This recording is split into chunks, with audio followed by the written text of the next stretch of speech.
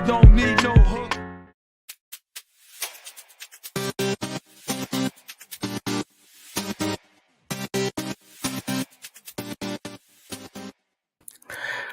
Hello. What is up, you guys? I'm BJ Kicks, and welcome back to another episode of the Hangout, an episode that almost wasn't. Now, this is the weekly live stream that we do on this channel every Thursday around 7 p.m. Eastern Time. So if you're here, thank you for being here live. And if you're watching on the replay, hope you can join us in a future episode. So I see you guys here in the chat. What's up, James? Bunk Master. So yeah, let's address the elephant in the room. This episode almost wasn't because Squeak, my daughter, my baby girl, threw up like 10 minutes ago. As of right now, it seems that she just got herself worked up, like crying about something else. But you know, she's in daycare. This is week 3 in daycare, and daycares are a cesspool, so it's likely she's got some kind of germ. If things get worse, I will be ending the stream early, but for now, we're good. We're up. So thank you all for your concerns and asking. But yeah, we are here. Call Me Top Gun is somehow listening to this while taking a biology exam. Let's see. There's genotype. There's phenotype. Oh wait, is that that's like high school biology? You're probably taking like a college biology exam, in which case I can't help you. I sucked at that class. Tyler Smith's here. What's up? And Enterprises is here. What is going on? So yeah, if you're here in the chat, let me know. You know, have you picked up your books this week? What's been your favorite book so far? I'm going to show you some cool things I picked up this week. And then we're going to get to our first segment of the show, which is, of course, the review of the week. Genotype. It's a classification thing from biology. It's like one of the few things I remember from 9th grade biology. So Kevin Pitts is here. What's up? So yeah. So what are we doing? I've got these nice, fun word. Batman vs. Robin has been the highlight for me. That's what's up. I've got these fun little segments that I planned out, and I even created little pictures to go along with them to keep myself on track. So let's get started with some recent pickups. Now, you may notice on this little photo that it's not just comics that I might be picking up from week to week.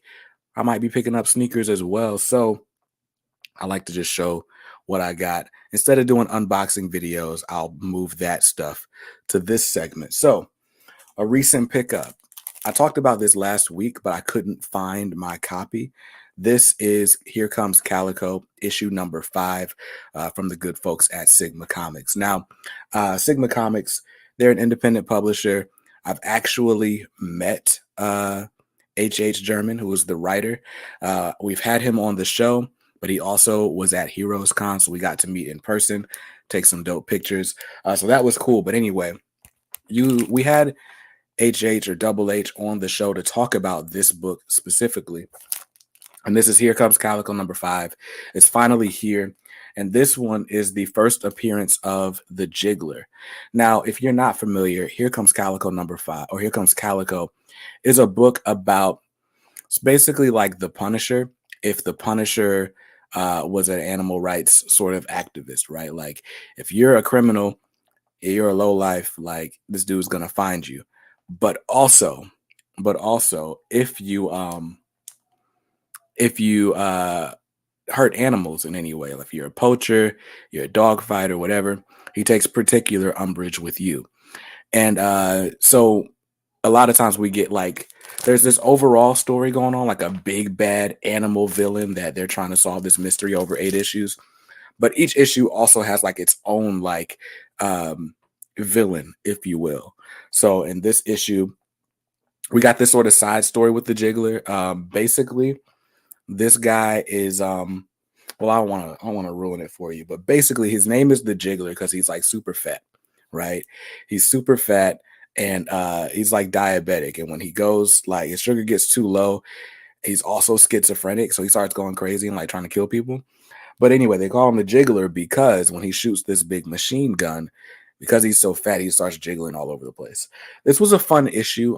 As far as my review of it, you guys know I don't really do sexual content in books, and then this book had like two sort of out of nowhere scenes, not like graphic nudity or anything, but just like sexual references. So it's definitely a more mature book, because that's in here on top of the sort of over the top and like grotesque, if you will, violence. But if those things don't bother you, I'd still say this is a good read. I'd probably give this issue, probably give this one an 8 out of 10. I like the Jiggler. I like the side story. And I like the other villain that he ends up facing. The real strong point in this book, if I'm being honest though, is um Double H, the writer, uses his background as a fighter and, in a smart way, in my opinion, gave his character that same background. So there are a lot of times where he's talking about being a boxer and kind of describing like how that fight goes. And those are my favorite parts of these issues. And there's a great scene talking about sparring and fighting endurance and strategy.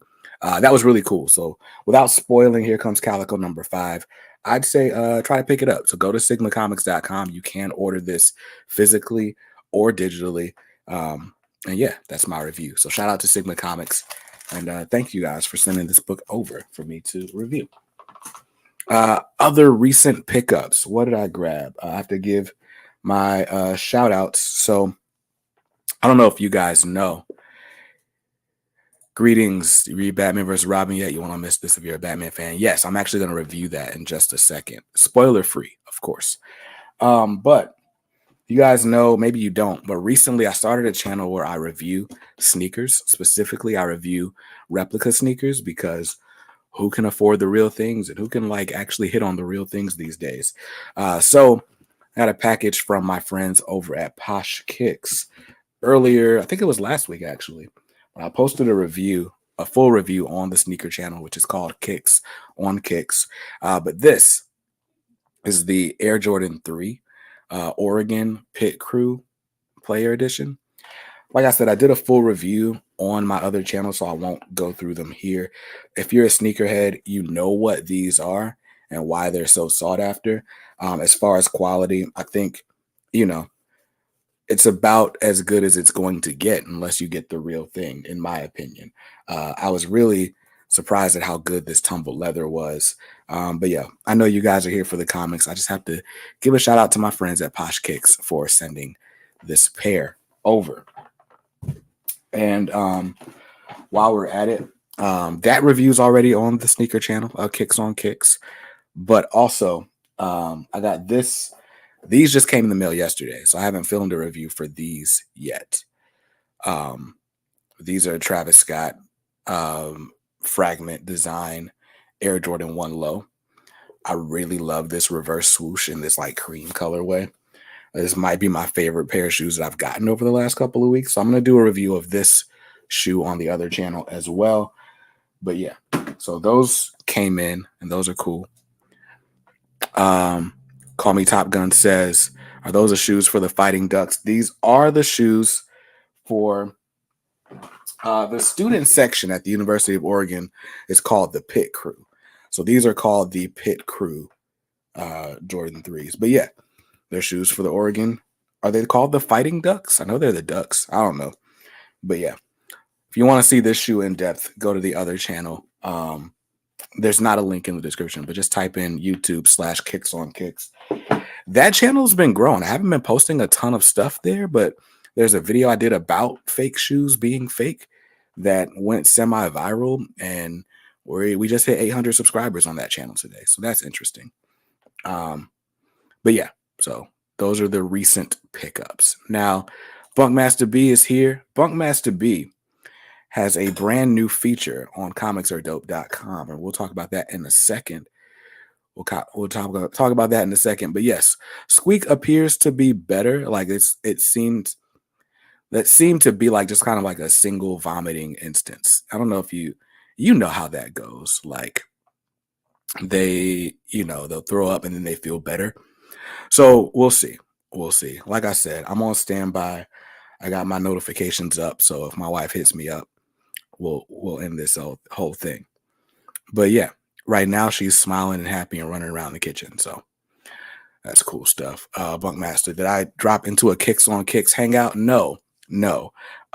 If I'm being completely honest, a part of them sending stuff requires me to like shout them out on both channels in some instances, and so we had to do the obligatory feature there.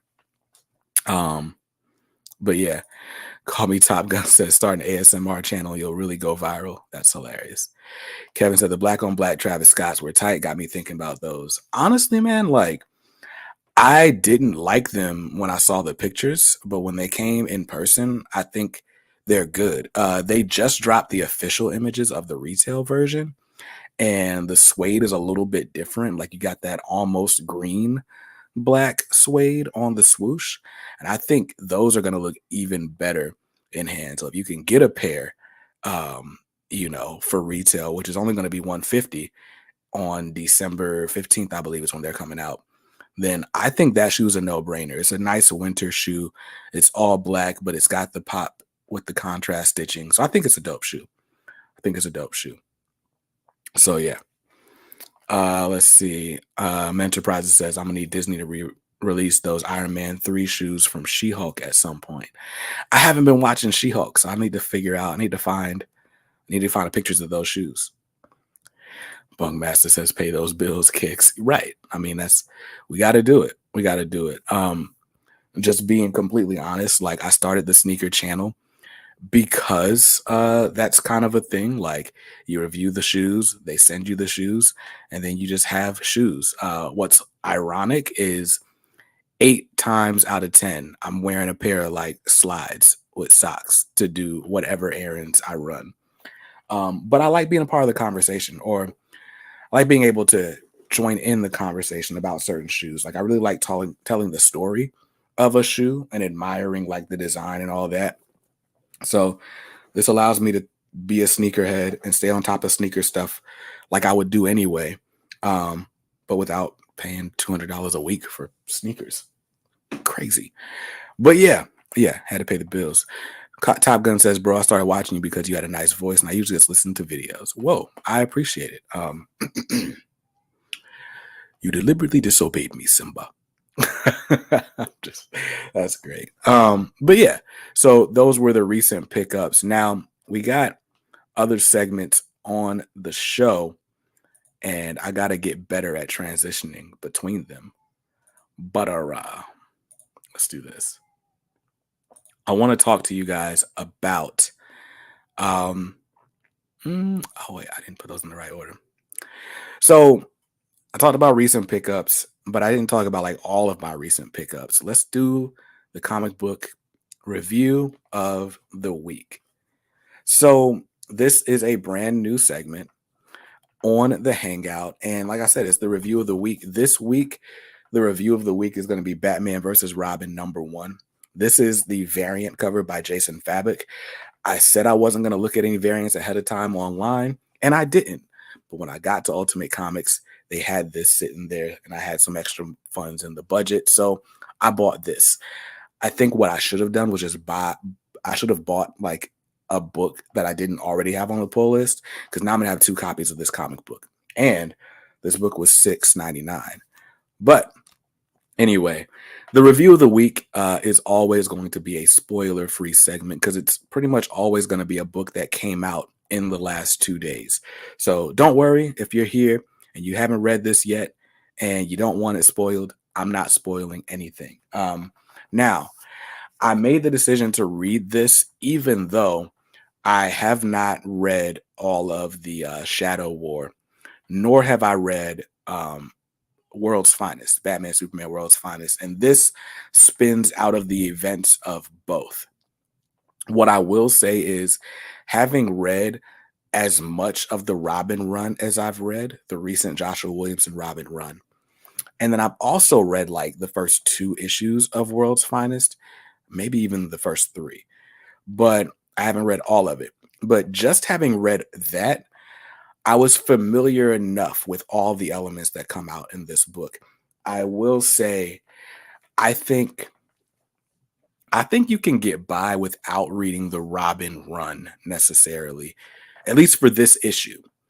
You're probably going to need to read World's Finest, but it's not like absolutely required. It's just there's a character in here that we meet in World's Finest that ends up playing a part. But anyway, this book is Batman versus Robin. And so you might guess that Batman is fighting Robin. This is Batman versus Damien Wayne. And of course, with these like hero versus hero type books, it's always going to be like, yo, well, what's the motivation? Why is this person who is normally the other guy's friend, why is he trying to fight him? Like, why do you want to kill me? Right? Why is that happening? And so that's kind of a mystery we've got going on. And of course, while we've got that mystery going on, we get to see the fight. We get to see the action. What I love about this is this was a lot of action, a lot of just straight up high stakes because, your kid walks in the room and starts trying to kill you. You got to figure like, whoa, what's happening right now? Trying to talk about this issue without spoiling anything. I don't even know if I want to say. So I'm not. If you're a Batman fan, you need to read this book. Maybe I need to rethink the review of the week because this happens a lot. Like I try not to spoil anything, so I end up just not talking about the book. But I really, really like this issue. It's written by Mark Waid, and the art is by Mahmoud Asrar. I believe that's how you say that name. How do I find something that doesn't spoil anything?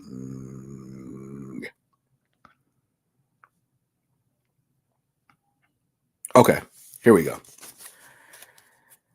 This art is just really, really, really good.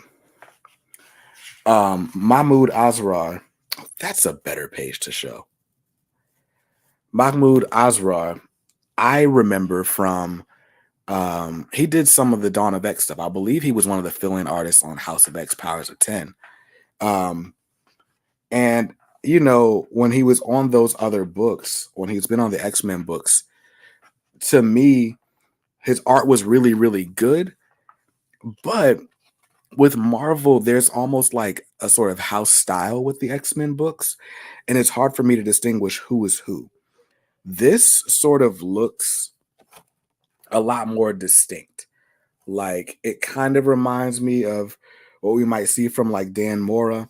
At times, it looks like David Mazzucchelli or Jorge Fornes. Like really, really dope art. And I'm glad that Mahmoud is on the DC side now, or at least he's not Marvel exclusive. And I mean, he knocks it out of the park. It's just really, really good art. And I think a Batman book deserves good art. Like, if there's one thing you should expect from a Batman title, it's good art. This needs to be a poster. I would hang this page up in my house. But let's see. Bunkmaster says, are they fighting because Damien's mom is named Talia, not Martha? Nah. I won't talk about why they're fighting. And if I'm just being completely transparent, it's not fully clear. Oh, what happened? My bad, guys. I kicked the power cord for the camera. So it's not fully clear why Damien is like fighting. But by the end of the issue, you have a bit of an idea. So yeah. Enterprise says the few modern books featuring Batman as a key protagonist have all had amazing art. Agreed. Let's see. Have you thought about cutting your pulls in half and picking up the other half in trade paperbacks? It's cheaper and easier to binge through storylines. Just pick up your can't waits. I'm honestly like, I've been trying to cut things down. So like last week's comic budget or this week's comic budget was only $35. So yeah, I've been slowly whittling down the titles that I know I'm not going to get to. Um, or at least not in a given week, right? I think my budget could handle like 12 books a week, but realistically, I'm probably only reading one issue a day at this point. So 5, 6 books maybe is probably going to be the limit on a weekly basis. So I'm slowly trying to whittle down, okay, which titles do I care about? Which ones do I not? Because in many cases, by the time I read a storyline, it would have already been collected in trade paperback.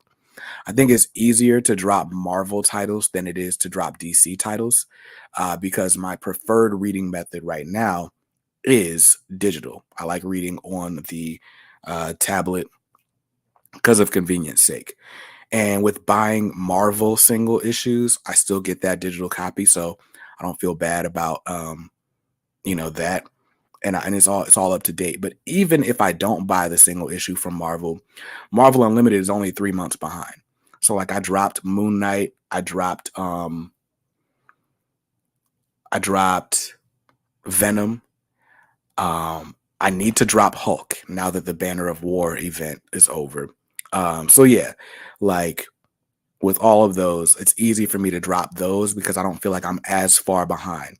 With DC, their unlimited service is 6 months behind. And you just can't be 6 months behind on DC at this point because there's different events going on. Books are tying into other books. Like the DC universe is a lot more, I don't know, cohesive. That's not the word. But the DC universe is a lot more integrated than it was in the past, right? So yeah, like with DC, it's like, yeah, I could read some books and not others, but Superman Son of Kal-El ties into Action Comics, which ties into whatever the main Superman or whatever like main events are happening. So it's like there's so much that kind of runs up against each other that it's harder to drop DC titles, but you got to do it. I have been dropping a lot more indie stuff too. Like I stopped buying so many Spawn books. I did not buy Spawn issue 330. So my streak of consecutive Spawn issues has ended at 30 because I bought 300. But yeah, but yeah.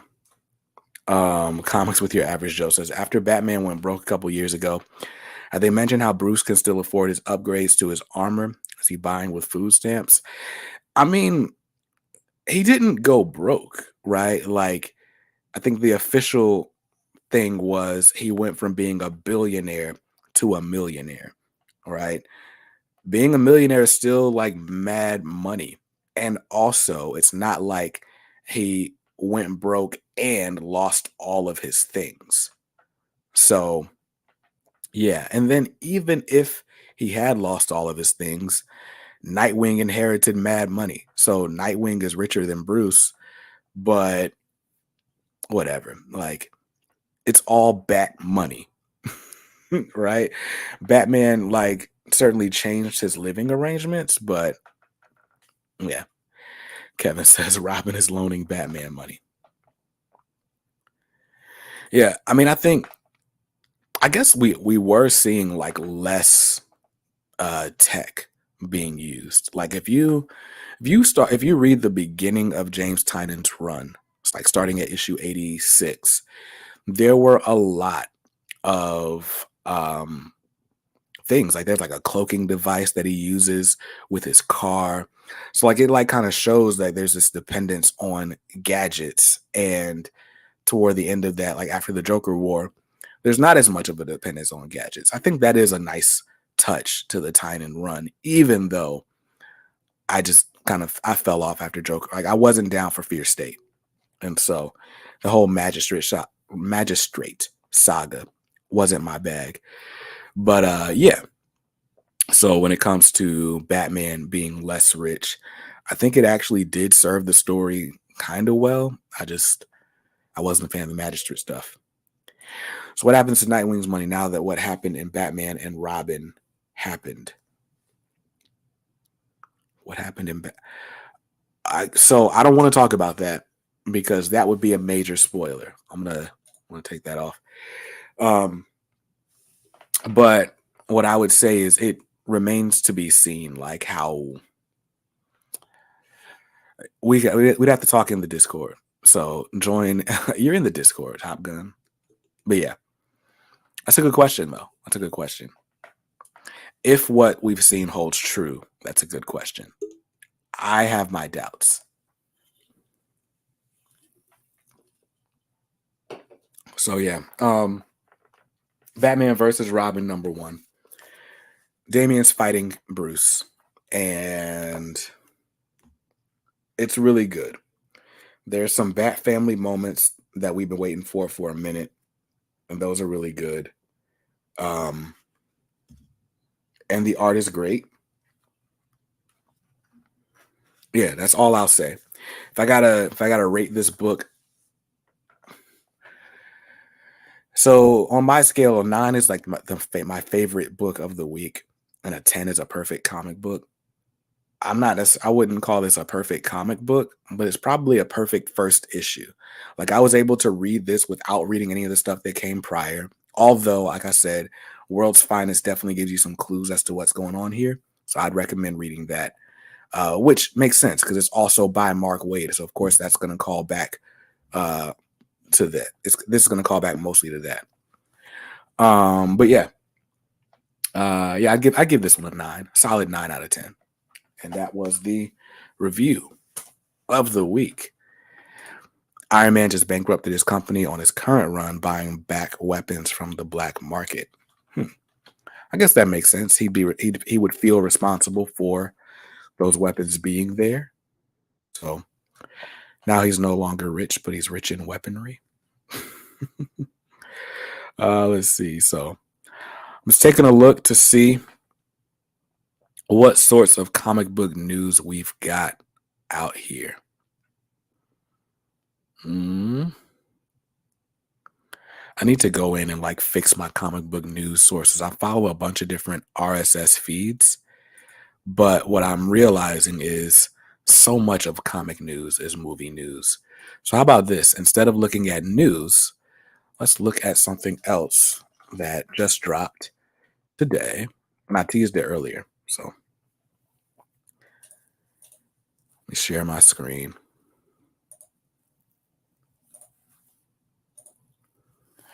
One day I'll buy a second monitor. This will be a little bit faster. But bang, bang. Catwoman is having her best year ever, and you are probably missing it.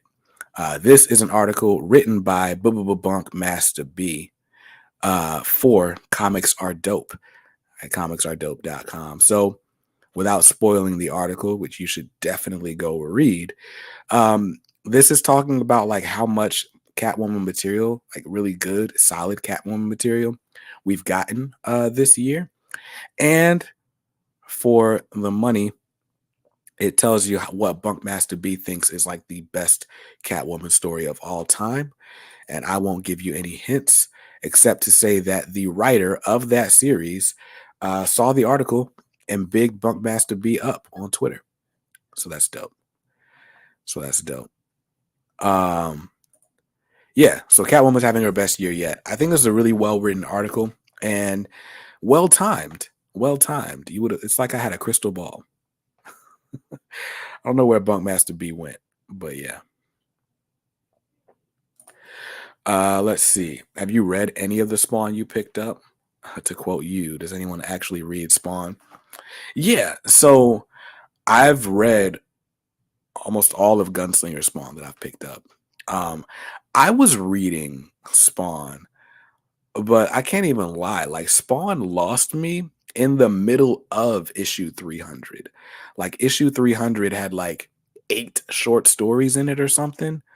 And issue 300 absolutely felt like the culmination of some threads that I never saw. And issue 300 does try to explain it.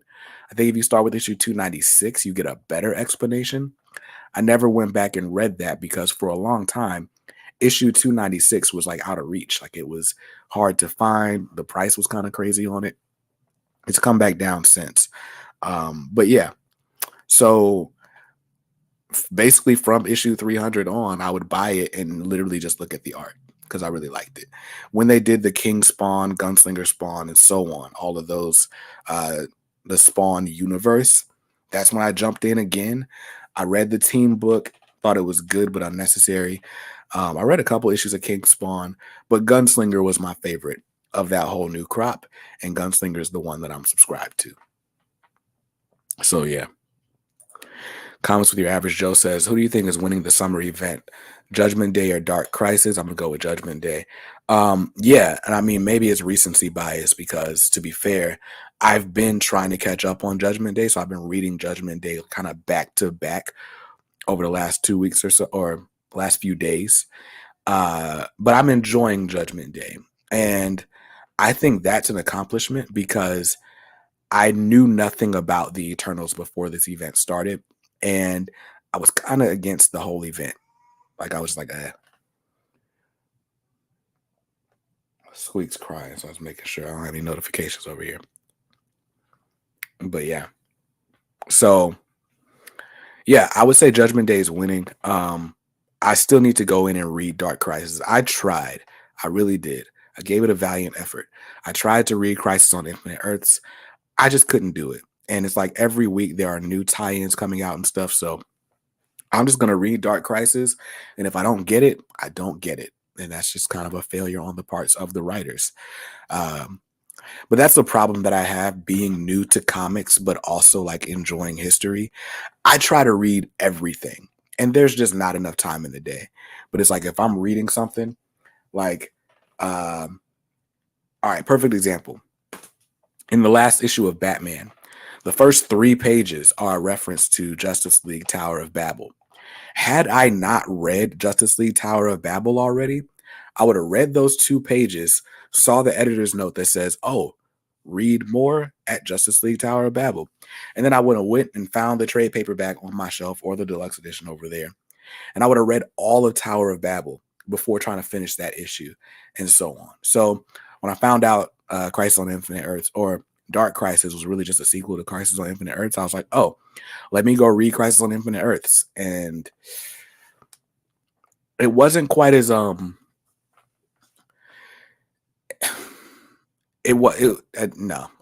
tried. I'm going to read it at some point, but I just did not have the brain power to read it when I tried to read it.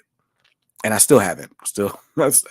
I keep trying to read it. I'm like, okay, this isn't a good time. Because like Squeak will be crying, or like we're in the middle of something, or my wife's watching the TV show and the character on the TV show like takes me out of the story on the comic. Like, so it's one of those things you gotta like sit down and read, like with no distractions. And since when is my life a life of no distractions? So yeah. Dark Crisis does look good though. And theoretically, it should come out on top just because of how much I enjoy the DC universe and DC characters. I know a lot more about DC stuff than I do Marvel, but I'm enjoying the Judgment Day event. At least Dick Grayson is now is now Jesus in Dark Crisis. That's funny. Part Work says evening, midnight, and just in from late shift.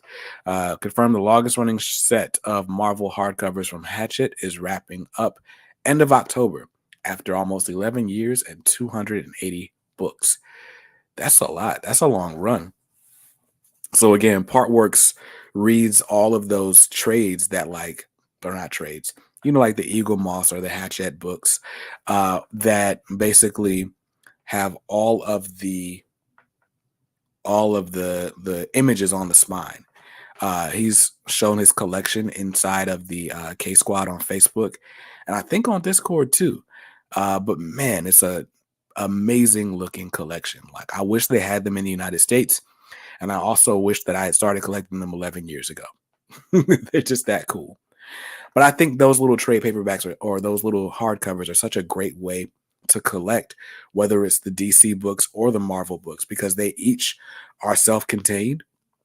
They have like, the 6-issue story or whatever it is.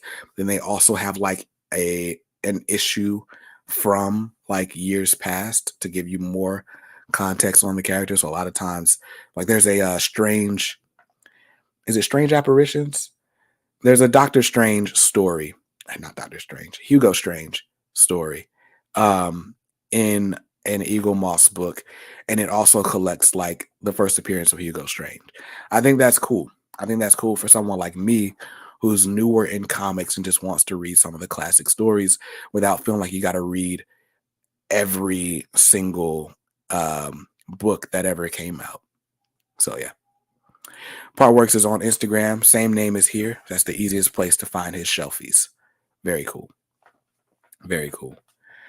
Bunkmaster B. Eagle Moss's ending. Whatever will Zavi fill their mystery boxes with now? I don't know.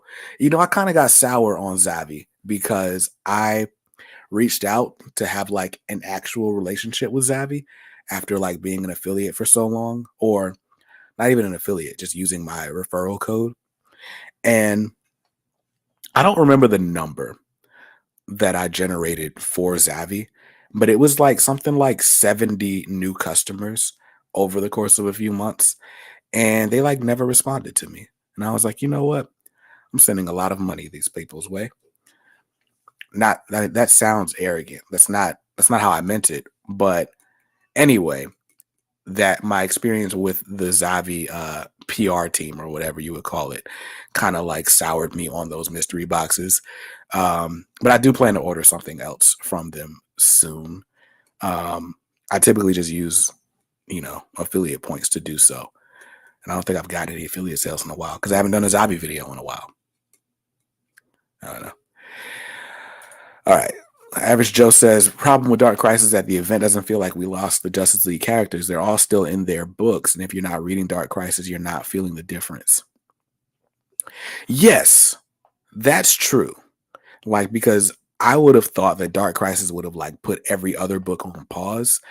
And it's not. Like, Superman is still in Action Comics on War World. This Batman versus Robin event, it is not referencing Dark Crisis at all.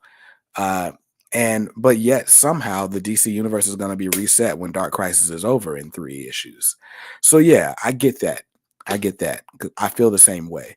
Dark Crisis doesn't feel necessary, even as they tell us how important it is. But I guess you got to keep the sales going. Let's see. Tim Sheeran says, "Hey, what's up? Sorry I'm late. What did I miss? You just missed my review of Batman versus Robin #1, but spoiler alert, you should read it." And then let's see. I gave it a 9 out of 10. Batman versus Robin, by the way. Other than that, I just showed some books that I picked up recently and some shoes. I read this. If you don't mind mature content in a book, this was pretty good too. But there is there's graphic violence and like some sexual innuendo in this book. Mentor Prizes says, when I heard they were killing off the Justice League, I expected the absence of those essential characters to be felt, but the solo titles are still being put out there. Yes. I agree. And when I signed up to get Dark Crisis and all the tie-ins, I thought that was replacing what I was normally getting. Silly me. Wait, DC is getting reset again? Wasn't Death Metal supposed to be the latest reset or last reset? That was just a few years ago. Yeah. So, all right, let's do this. Let me find the article because it just came out either yesterday or today about the DC universe.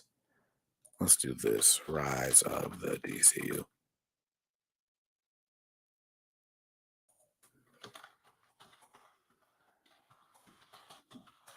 Yeah, they just went ahead with the big press releases and stuff. All right, here's the article.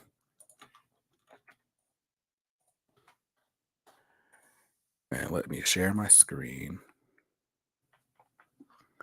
All right. Dark Crisis on Infinite Earths launches a new dawn of the DCU. DC has announced what comes after Dark Crisis, a new editorial era known as the dawn of the DCU. As DC's Dark Crisis event continues, DC Universe is being reshaped. Now the publishers announced the next editorial era, Dawn of the DCU, spins out of the finale of Dark Crisis, which hits the shelves December 20th. Spoilers for Dark Crisis. It's always darkest before dawn. Now we're there, new dawn of the DCU. Whole event started with death, so we end with life. Epic last issue shows why the DC Universe is at best when it's adding and growing the mythology. What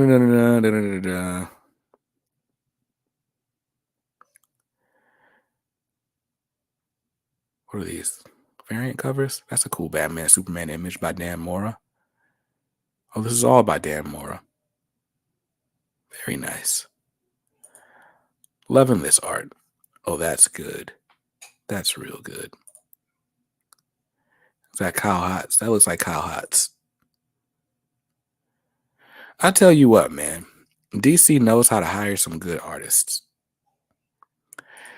Ooh, that's cool. This character debuted in World's Finest as well. Batman and Superman all fused together.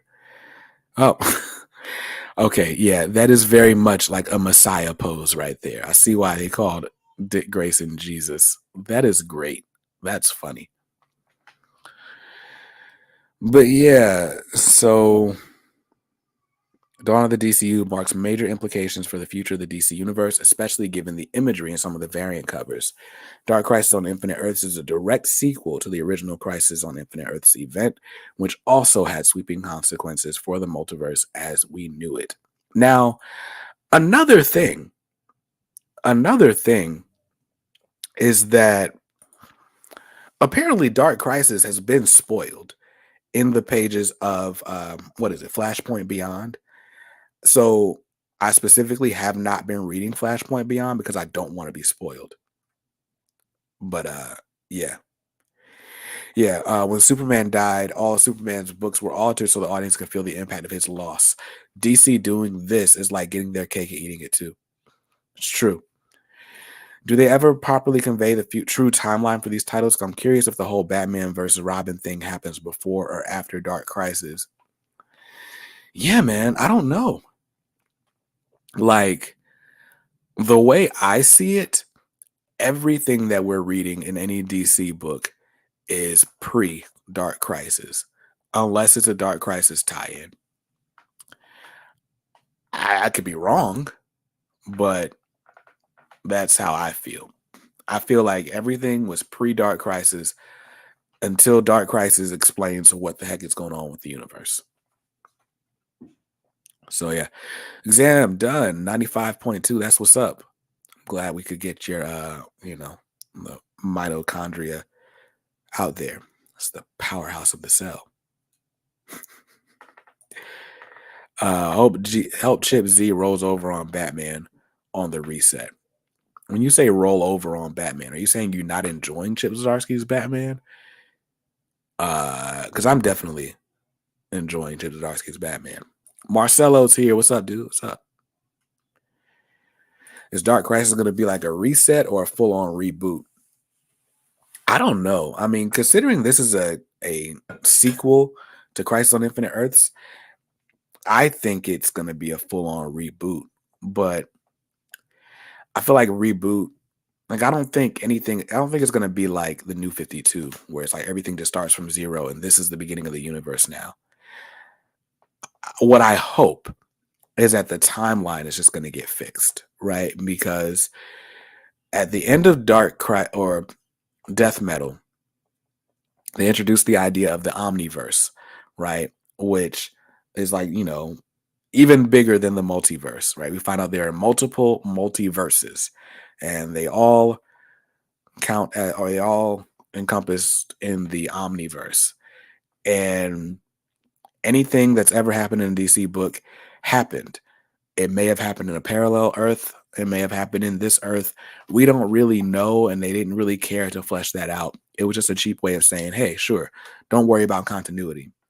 I think this event is going to bring back continuity and hopefully fix it so that everything that we know happened, but also gives us a blueprint as to how stories need to be told in the future. I don't know. I don't know. But yeah. Let's see. IDK Superman was taken from World at the beginning of Dark Crisis, and now Clark is back home and no mention. Also, the Shadow War was supposed to lead into the event, but now we have Robin versus Batman. That's true. That is true. Yeah, I don't know. I don't know how we're placing any of this stuff. Maybe they'll tell us eventually. Did you pick up or read One Dark Night by Jacques? Black Label story hardcover came out yesterday. I need to grab the hardcover. I bought issue 1, kind of thumbed through it, and was like, I'm not gonna. I have way too many Bat books on my pull list, and so I didn't pick up the other issues. But I do want to grab that hardcover and read it all at once.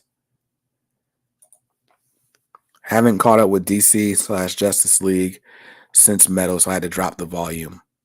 Word. Oh, got you.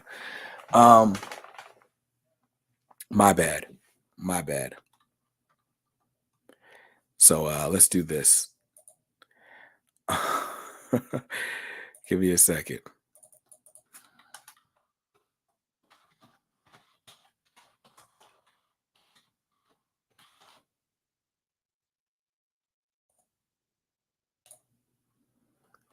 All right, so we're done with DC Universe spoilers.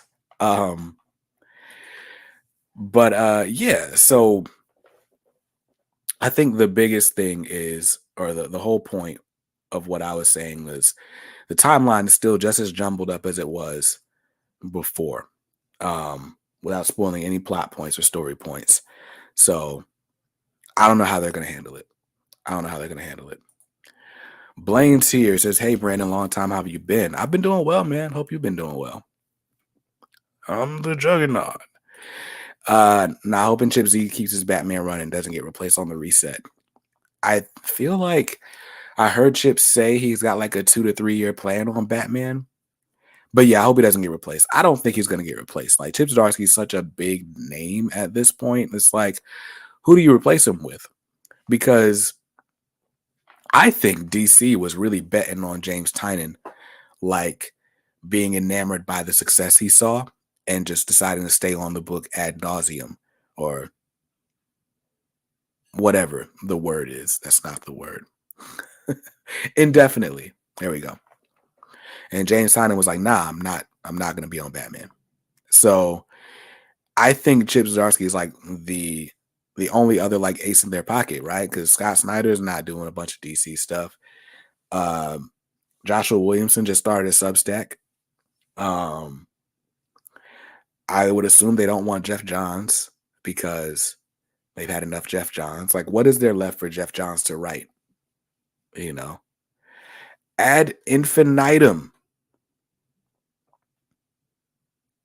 That's the word. What's Joshua Williamson doing after this event? That's a good question. I don't know. Like I said, I know he started a Substack, but I don't think DC has announced anything with Joshua Williamson. Have you been reading Punisher or the new Daredevil run? I dropped Punisher as well. So yeah, I dropped Punisher. I was enjoying it though. I read the first 2 issues, maybe the first 3, definitely the first 2. And it was like, it's a good book, but it's not something I needed to read month to month. So I'll wait for trades or just wait till it hits digital unlimited subscriptions. They have Chip Z, Tom Taylor, and Bendis left. I think they still got Tom King too. I wouldn't want Tom King back on Batman. Honestly, I haven't really read a lot of Tom King stuff outside of City of Bane. I know he's got The Human Target, which people are really enjoying. He did the Supergirl. Tom King seems to always get DC work. Like, there's a lot of stuff out there, but it tends to all be like kind of maxi series and stuff. So like, I didn't read Strange Adventures. What's the other Tom King book that I didn't buy? I don't know. There's a few of them. I do want to read Strange Adventures now that it's over, though. So I'll probably do that eventually. But yeah, let's see. Was there any other news? I think there might be like other news worth getting into. Okay, so Marvel just dropped their solicitations. Take a look at that. October solicits for Marvel. I don't always like going through uh solicitations because they like to spoil stuff in solicitations. Timeless number one. Oh, that's just a featured image. Okay, Timeless number one with Kang the Conqueror. Dark Web. Two most famous clones ever are back to take what's theirs. Ben Reilly and Madeline Pryor have had enough and are reigniting the Inferno. Spidey and the X-Men are not ready for what's coming. And what role does Venom have in all this? Okay, Dark Web. Do I need an X-Men Spider-Man event? We just got it. We're just ending the X-Men Avengers Eternals event. Okay, so that's what we're doing, and that's what we're doing. ASM 15, Zeb Wells and Ed McGuinness. Hey, Ed McGuinness on Spider-Man. I loved him in issue 6. So, yeah, I'm down for that. And he's on issue 16 too? Okay. I'm not reading Venom. Dark Web X-Men, 1 of 3, 2 of 3. Yeah, I don't think I don't need all these Dark Web. I don't need another event with a bunch of tie-ins. Miles Morales, Spider-Man's getting reset. It's going to be written by Cody Ziegler. Okay.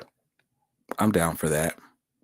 There's a Olivier Coipel cover, and he's got a Virgin variant. That's going to be dope.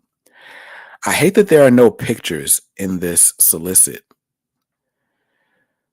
Ultimate Comics Spider-Man #1 facsimile. So the first new Miles series. I get that. Fantastic Four. Oh, I forgot that's getting reset in September. September being this month. Oh, these are December solicits. My bad. These books are all coming out in December. Peter Parker, Miles, Double Trouble.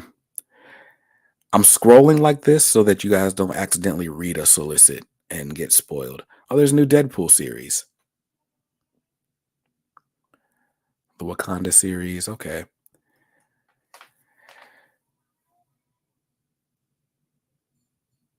So yeah, Dark Web being the new big Marvel event. Considering it's Spider-Man and the X-Men, I'm most likely going to be down for it. But I don't know if I'm down for tie-ins. I didn't know Savage Avengers was like continuing. I guess they're just going to take Conan out of the book. But they got issue 8 listed already. Superior Spider-Man Omnibus. That's cool. That I'm good. That I'm definitely going to grab. Because they also just started announcing the Spider-Man. Deadpool and Cable will reprint. Okay, there are a lot of books coming out in December that I didn't know were coming out. That's going to be cool. That's going to be cool.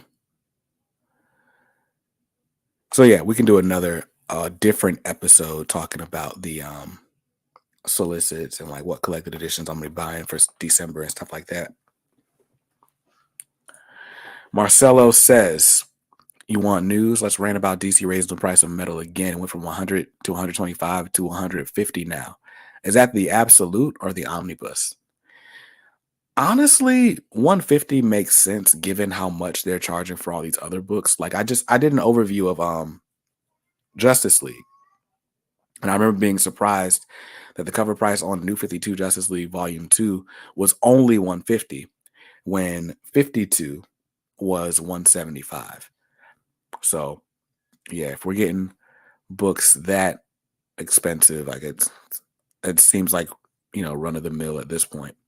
Zag Draws is here. Yo, Zag is a tattoo artist, but he also does like commissions on blank covers. He's in our Discord. So if you go to the K Squad on Discord, then go ahead and look at the fan art section and prepare to have your mind blown. Insanely good. I don't know how much he charges for commissions, but he does sell them in the K Squad. So I'm gonna save my money and I'll probably get it. Static, Shadows of Dakota #1 confirmed to be delayed until February 7th of 2023. Yes. So yeah, they delayed the new Static title. They said that they did it to coincide with some other milestone, like line-wide initiatives. What I will say is February 2023 marks the 30th anniversary of Milestone Publishing. So hopefully they're just doing it big for the 30th anniversary, because we already know that we were prepping for this Hardware versus Icon event or series, or however that's going to take place. Blood Syndicates should be wrapped up by then. We only got 2 issues left. That should be wrapped up by November. And then what else? I don't know. It's time for season 2s of these books at that point. So hopefully the Shadows of Dakota is just a start of a bigger push for like Milestone stuff. I mean, if you're going to push Milestone, you're going to lead with Static. So hopefully the wait is worth it. I've been seeing Nick tease like so much artwork on his Instagram. So I hate it for him that this is being delayed, but I'm going to be just as excited to see it when it does come out. And again, this does give me more time to save for the variant covers that are definitely coming. Let's see. Oh my gosh, Zag, I'm so sorry. I apologize, Zag. So Zag is a woman, and she does great art. That's the thing about Discord, and like we don't use real names. But yeah, Zag is dope. She's really dope. Yes, also February. February is also Black History Month. Yes. What are your thoughts on DC putting out books at high prices just to add short stories at the end that we never asked for? Sounds like a dirty marketing move. Yeah, I've been on the record as saying like I'd rather pay $1 less and not get the backup story. You know, the comic book fan in me, like I get it, and I'm excited that like writers are still getting page rates and artists are still getting page rates, and they're getting a chance to be in some of the top books, so they're getting eyes that they wouldn't normally get. But the reader in me, I'm not really reading their backup stories. But when they're good, they're good. So like I know there are diehards that are like, all right, I got to read every page of this book. Like the backup by Dan Waters and Danny. Is it Dan Waters? Cy Spurrier and Danny in Detective Comics, really solid. The backup by Chip Zdarsky in Batman, really solid. Although maybe it doesn't have the same effect because it's written by the writer of the original book. But even the Justice League Dark tie-in or backups that were in the Justice League series by Bendis, in my opinion, were stronger than the Justice League series by Bendis. So the backup stories aren't like a complete waste, but overall, I know I have spent more than I would spend, and I've not read that many of the backup stories. So, yeah. All the stuff Nick has been posting has been so good. So good. Did you see his what are we calling it? The cover that he did for issue 3 with Ebon holding Static up on like the marionette strings? So good. I just started watching these comic book YouTube channels. Appreciate your insight. What do you mean by these comic book channels? Not being funny. I just don't know what you mean. Like my channel as opposed to what? The Omnibus, Dark Knight's Metal Omnibus is now 150, and it's only a 700-page book. I thought Dark Knight's Metal had a ton of tie-ins. I guess that's enough to cover it. I didn't read Metal as it came out. Fun fact, my wife, when In Raleigh, there's a store called Fight or Flight Comics, or there used to be a store called Fight or Flight Comics that has since been merged with Ultimate Comics and is now known as Ultimate Comics Raleigh. But when Fight or Flight was going out of business, uh, we went because they were having like a buy one get one free everything in the store, and my wife picked out Dark Knight's Metal, and she read it and she loved it, and I still have not read it. Her trade paperback is in my trade shelf over there. But yeah, I have more Marvel books each month, but my DC books are almost the same price for less books. Word. Yeah, I think last week I showed an example of how like I was buying 3 DC books and 4 Marvel books, and they ended up costing the same. But I mean, well, what are we gonna cry about it? I mean, there's nothing I can do to make them change the way they're publishing. And like I said, if it means that a good story gets seen by more people than it would have, right? Like nobody's gonna buy an ambush bug title in 2022. So if somebody wants to tell an ambush bug story, how they gonna do it, right? I think we complain a lot. We complain a lot about DC not publishing anything except Batman, right? But you're getting a lot of other characters in these backup stories. Like even there was a Wonder Woman tie-in to Dark Crisis, and that tie-in had a backup story featuring Martian Manhunter. And according to Rock and Robbie, it was really good. So, you know, if somebody's a Martian Manhunter fan, should they have to buy a whole Wonder Woman book to read Martian Manhunter? That's a debate for another day. But I do like that they at least have the story out there. And again, you don't have to buy the books necessarily. You could just go on DC Universe Infinite. They got a bunch of comics that you can read on your iPad or just on your computer screen for a low monthly fee. So it's dope. Nightwing's been consistently the best ongoing, in my opinion, for as long as Taylor has been writing the book. That's true. Nightwing was definitely one of the stronger titles. I started to fall off after Fear State or during Fear State because I wasn't reading Fear State, therefore I wasn't reading the tie-ins. But yeah, I remember I read through the Wally West team up. But yeah, consistently a great book. It's action packed. It's got heart. It's got romance, and it's good. It's good.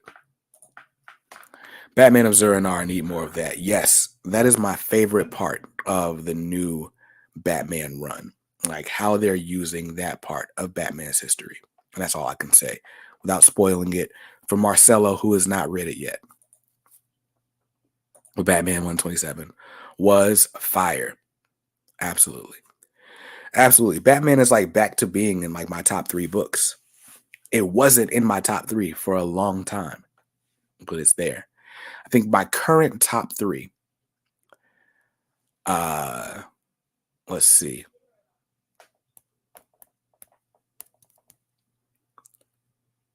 Batman, X-Men Red. What would get the 3rd spot?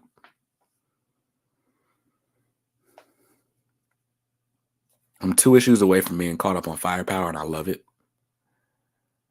I feel like I might still put a big 2 book ahead of Firepower. Nah, I'll put Firepower at number 3. Amazing Spider-Man might be number 4. And the fact that Amazing Spider-Man can be number 4, despite my disliking the artwork, says a lot to the strength of the run. Yeah, that's probably the top 4. How would I round out the top 5? I really enjoyed Robin, but Robin just ended.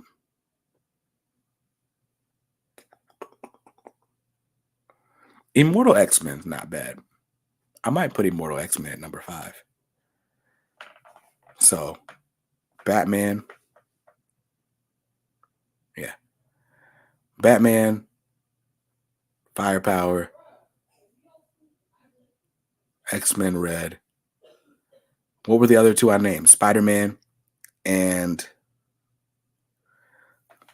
I forgot just that quickly.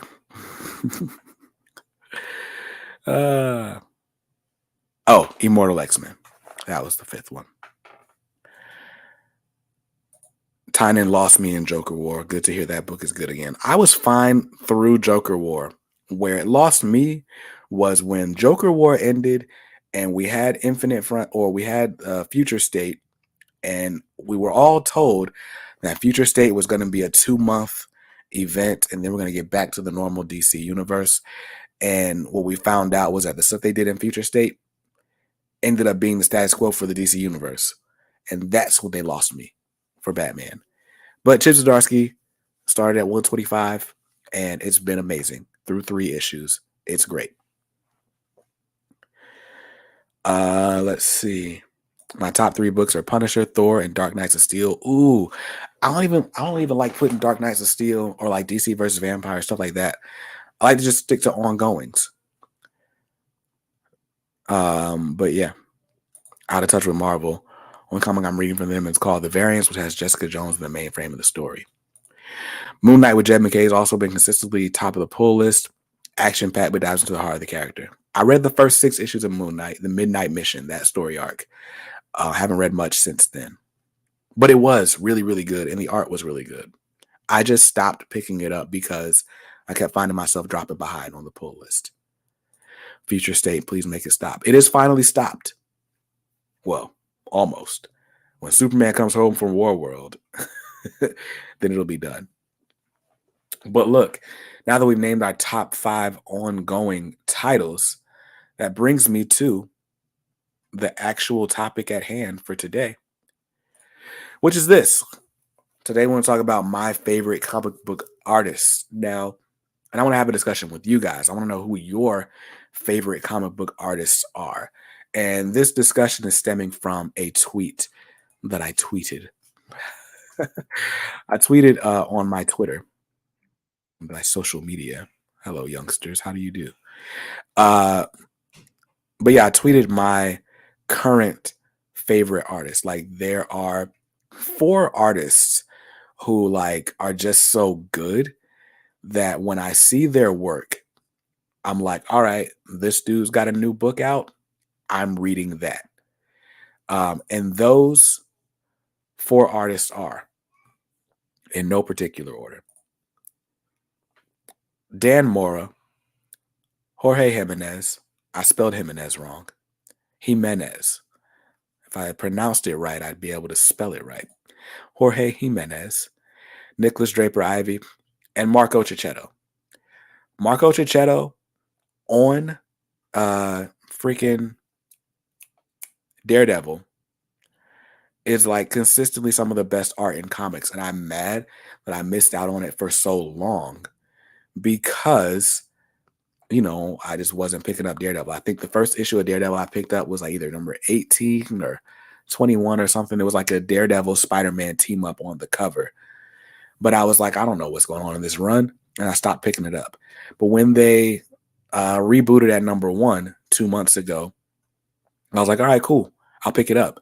And I immediately was like, yo, like, this is really good. Like, it looks really good. So the Daredevil run itself, by the way, follow me on Twitter. I don't tweet often, but when I do, I like to drop bombs. But let's zoom into this tweet a little bit. There we go. Oh, R. Kelly was convicted of several child pornography and sex abuse charges. Again. So that's good. Cool. There we go. Charges at Chiefs. I just didn't want R. Kelly on my screen. But, so yeah, Marco Chachetto.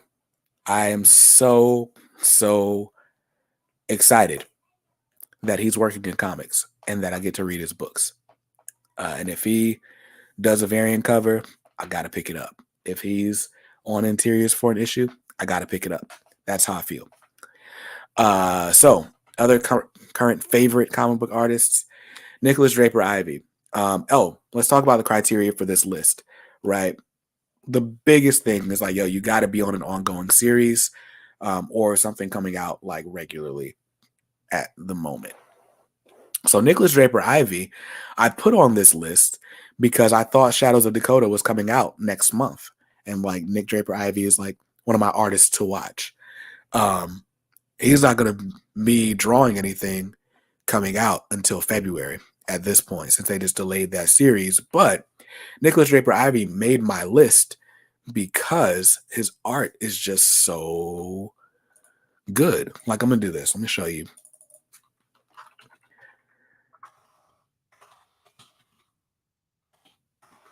I'm going to go to, you can't read Marvel Unlimited books on the internet anymore.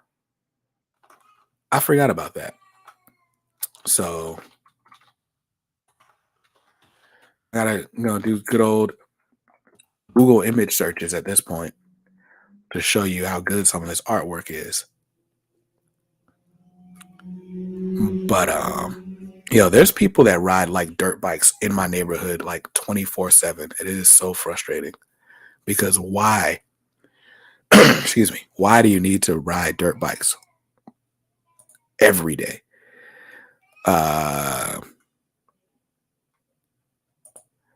You know what? Let's do this. Let's do it like this.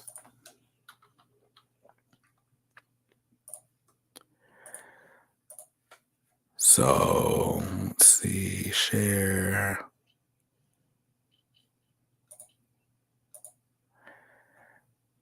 My bad, guys. I didn't think this part of it through. Like, how do I want to show you guys the art? I think the easiest way to do it is like this. So this is Marco Chachetto on Daredevil. That's super zoomed in. But like, I love his ink work. I don't know if he inks himself or not, but it's just really solid. It's really dope, right? Let's see. So and then I'll show you guys some work by Nick Draper Ivy as well.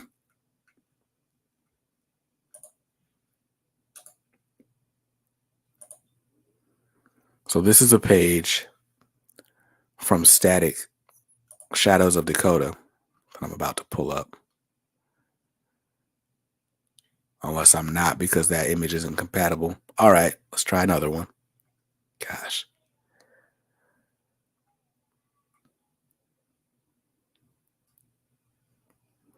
All right, you know what? This isn't going to do it justice, but I'm going to use this image anyway in the interest of time.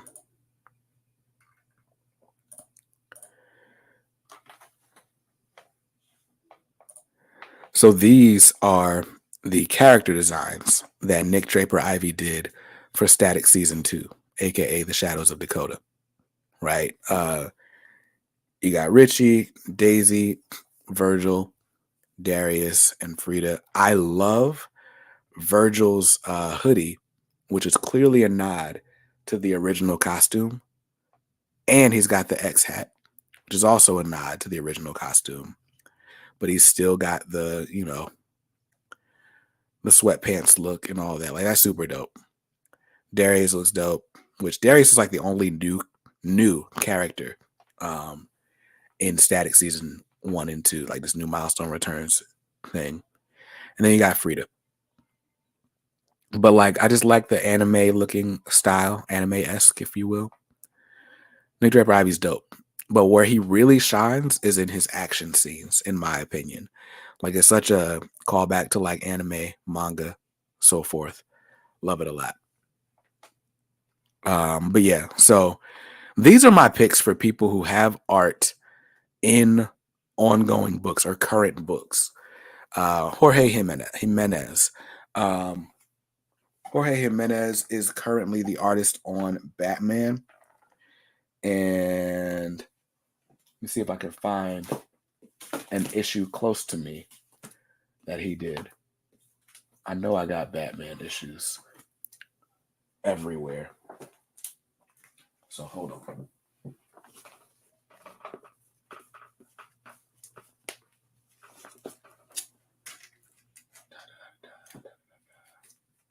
Okay, this is my Dark Crisis pile. That's my Judgment Day pile. All right. Maybe I don't have Batman issues out of my butt. So let's do this.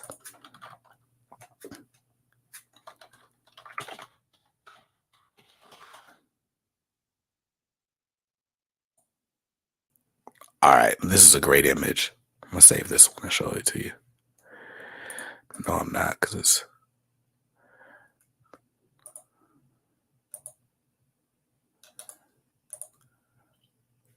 Boom.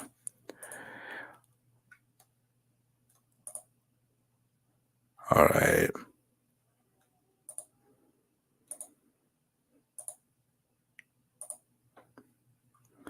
Yeah, next week, if I have to show images, I'm going to load them ahead of time because this takes way too long. But look at Jorge Jimenez on Batman. It's amazing. Like, that's great. That's great. And the last one on the list is Dan Mora. Dan Mora is the artist on Superman Batman World's Finest, aka Batman Superman World's Finest. Let me grab that. He also was the artist on Detective Comics during the Fear State era. And I have one of those issues right here. So let's find a dope splash page from Dan Mora.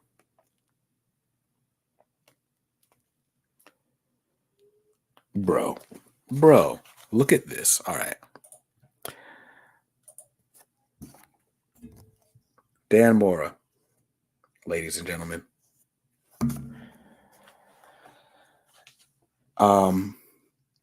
Yeah, like just good stuff. You know, what you might notice about my list is there's not a lot of Marvel artists on my list. And I was talking about that earlier tonight, how here's a nod to Once and Future, which is a creator-owned title that Dan Mora is the artist of. Little old grand lady. Grandma lady? Old lady? But yeah, man, Dan Mora is that dude. I love his art. I bought that Once and Future Deluxe edition just because Dan Mora was doing the art. And it's so good. It's so good.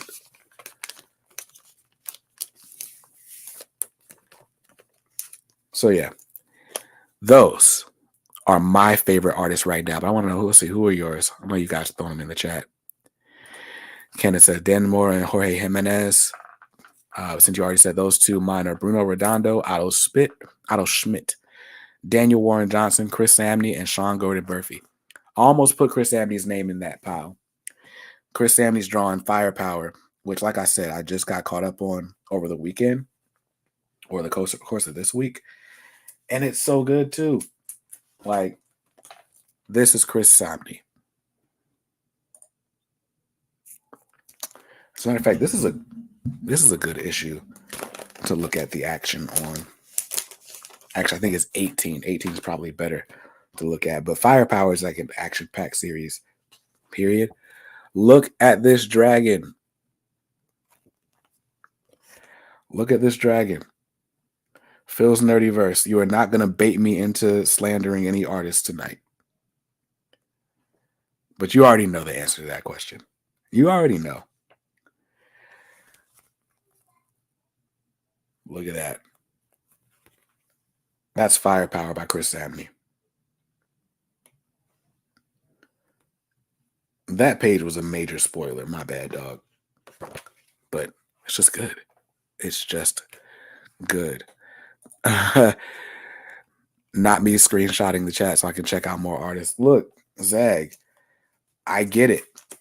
I got into comics because I thought that I was going to like teach myself how to draw and I was going to use comics to do so. But that didn't happen. I ended up just buying a bunch of comics and then reading a bunch of comics and then starting a YouTube channel about buying a bunch of comics and reading a bunch of comics. And here we are. Not an art lesson in sight. I even bought an iPad and an Apple Pencil What have I drawn? Have I drawn anything? I certainly haven't drawn anything in the last like 2 months, 3 months. All right, we got a half a Damien Wayne image here. We got a half a Bruce Wayne bust here. And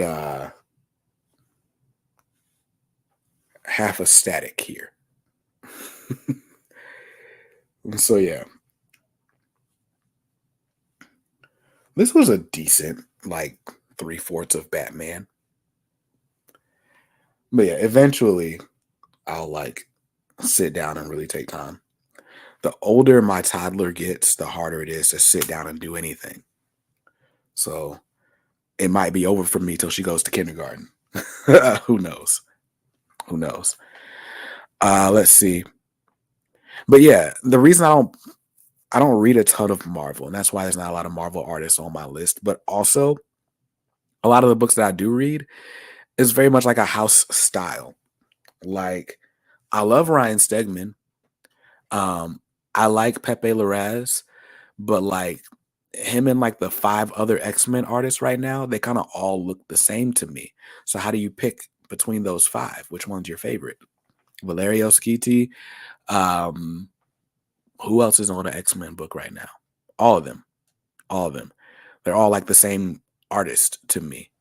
And I think that's just because Marvel wants them to be that way. Because like I said, who was it that came over? Mahmoud Asrar on this Batman versus Robin #1. It doesn't look like his X-Men work, but it looks really good. Current day artists are tremendous. Nick Klein on Thor is great.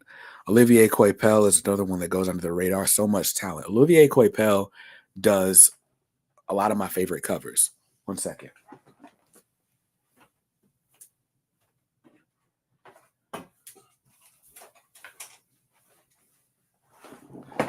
This is Coipel.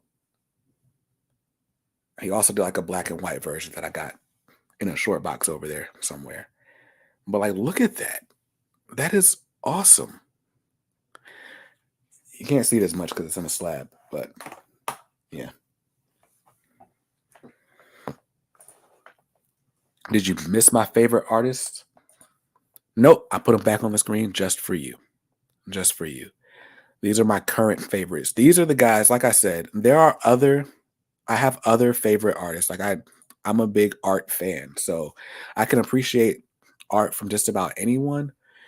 There are other people that I would consider like favorites, but these four, these are the guys that I would like drop whatever's on my pull list to pick up what they're doing. That's how much I like their stuff. Like, oh, was I supposed to be reading something else? I'm looking at this right now. Not for nothing, I really like Todd McFarlane still. When Todd McFarlane does B covers for Spawn, I buy them.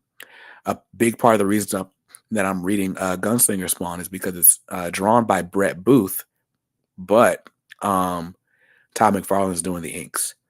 And so I like Gunslinger for that reason. It's a decent enough story as well. Top Gun says, that list isn't right. You don't have Jamal Campbell on. Jamal Campbell is not on an ongoing series. Jamal Campbell did just finish up Naomi season 2, which was really good, ironically, because that TV show is trash. But yeah, Jamal Campbell is really good. If Jamal Campbell had an ongoing series, I'd buy it just off the strength. I loved him on Far Sector. Loved him on Naomi season 1 and season 2. But really dope. Greg Capullo is my favorite. Can't wait for that Spawn Batman one shot. Word. I like me some Greg Capullo too. But yeah, so those are my favorites. Who do you guys like right now? Like, who are your favorite current comic book artists? Mercedes says she liked Jorge Jimenez on Super Sons. Agreed. Let's see. Bruno Redondo, Otto Schmidt, Daniel Warren Johnson, Chris Samney, and Sean Gordon Murphy. Ooh, Sean Gordon Murphy is another good one. This is a book that I bought just for Sean Gordon Murphy art.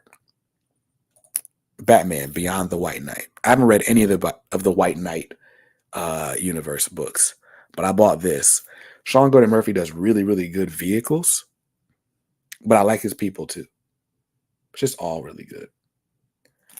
I need to read this stuff.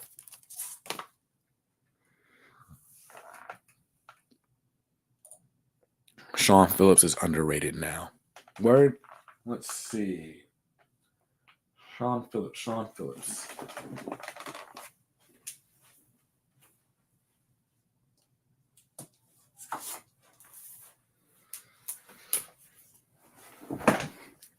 This is Reckless by Ed Brubaker and Sean Phillips. And Skip is going to want me to like read this right now. Right. But Sean Phillips art. I started reading this digitally. I like it. It's really good stuff. Oh wow, no, this is beautiful. Jacob does the colors in that, and it's beautiful.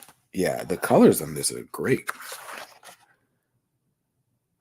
But yeah, I like this art. I love this shadow work.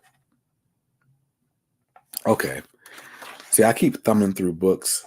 This is cool too. I like the contrast between like the outdoor scenes and the indoor scenes. All right. I gotta read this book now. It's so good. Looking. All right. I don't have time to be doing this. This is good though. Oh man. A shout out for Clayman also. His issue is he isn't the quickest, so he doesn't seem to be on that many books. Yeah. Here's Clayman right here.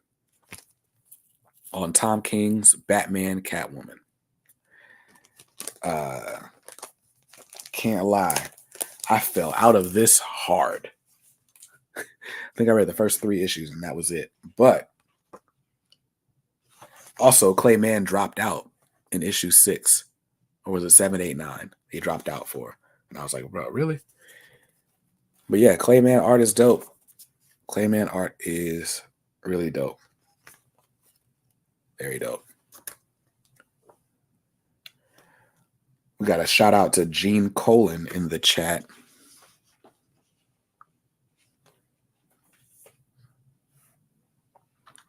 I'm not familiar with that name, so I'm going to Google him. That's why I like doing these streams, because I'm so much newer to comics than most of the people that watch my channel. And so I get to learn from you guys. It's dope.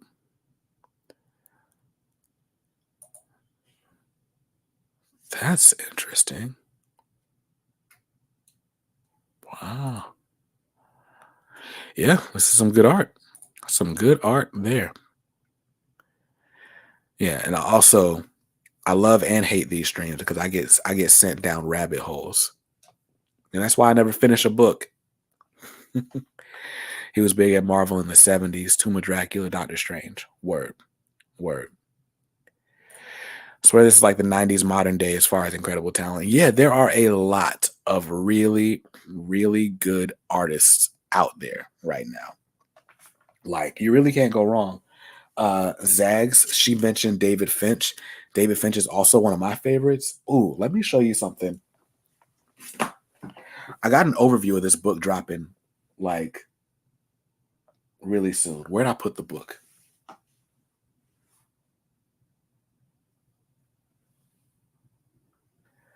Where did I put it? I filmed the overview and then I put the book down where?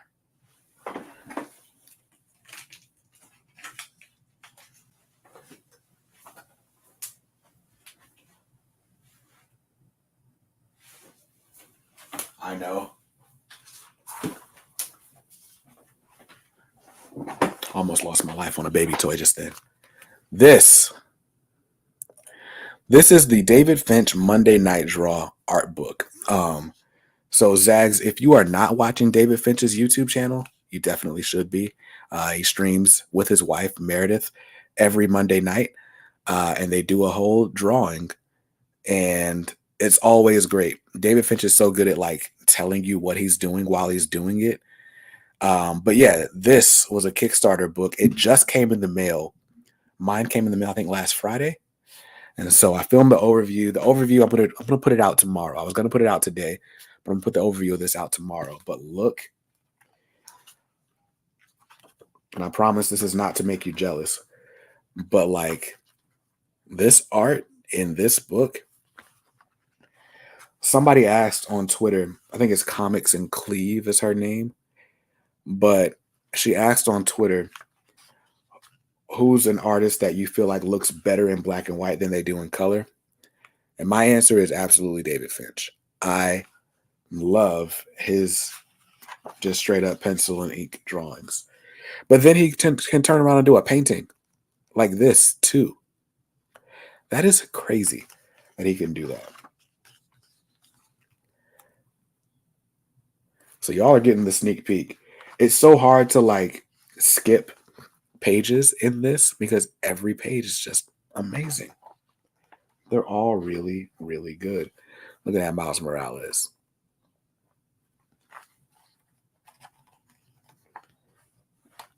So yeah. Ooh, the Silver Surfer is dope. Yeah, David Finch is another one. I didn't put David Finch's name down because he doesn't often do interiors. He's mostly a cover artist. But David Finch is somebody who I buy covers for. Like I'll buy a book just for a David Finch cover. Unfortunately, a lot of his Marvel covers lately have been ratio variants.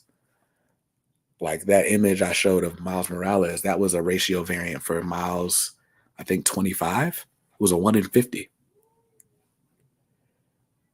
But yeah. Let's see. Marcelo says, I like Finch's art, but the guy keeps drawing hours after he already finished, so everything ends up looking dirty. I get what you're saying. His drawings are like really, really detailed, and by detailed, like there's a lot of strokes that don't necessarily need to be there. But honestly, I think if all of his stuff was in black and white, like he would be great in that era where like the Deadly Hands of Kung Fu, where it was like all black and white magazines, or like Conan, stuff like that. He'd be great in that era. Because I get it. I feel like a lot of what's good about his stuff kind of gets lost after it's colored. And I wish I could explain what I mean in a more tangible way, but it just hits different in black and white. Here's a painting. Here are paintings by David Finch. So yeah.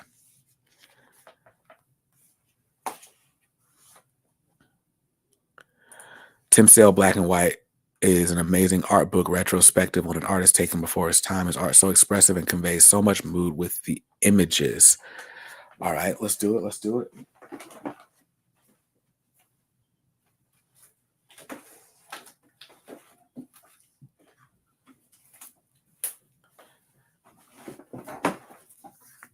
We are going to unseal this book live on the Hangout because why not? This is the Long Halloween Noir edition. Jeff Loeb and Tim Sale. I got this from Ollie's for $8.99, but I also had a 15% coupon. So I don't know. I paid like $7 something for this. But let's do it. Let's open this up. I try very hard not to use. Hold on. Oh, it's just Instagram. I always try to check to make sure it's not my wife calling me during the stream. But I try very hard not to use like box cutters or anything like that on books because it'll be just my luck that I rip up a page. There we go. Don't ask me why I hadn't opened this. I've had this book for at least a year. At least. But look at that. Just the cover alone is dope.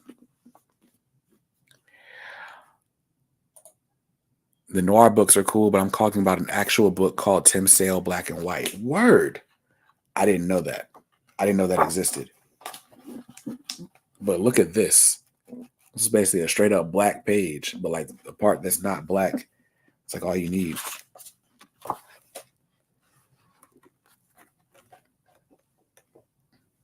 I love the Long Halloween. And what I specifically love about the Long Halloween is like how Batman is like the most menacing thing on the page every time he's on screen. Or I guess every time he's on a page, I should say. Like, look at this one. This panel. Batman is like just a shadow in the blinds. Like it's effective. Man, Tim Sale is no longer with us. That really sucks. That really sucks.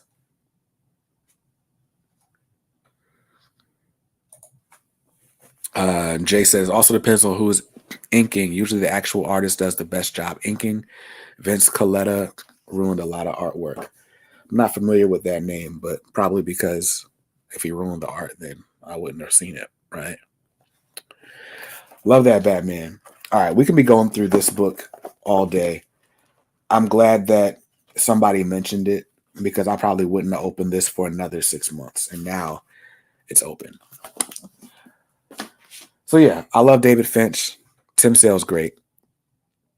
Was great. And now I got to go on Amazon and see if I can find Tim Sale black and white. See what the prices are looking like on that. Oh, okay. Dang. All right, I feel obligated to tell you that there are only 5 copies left. It does say there are more on the way. And you can get it for $40 on Amazon right now.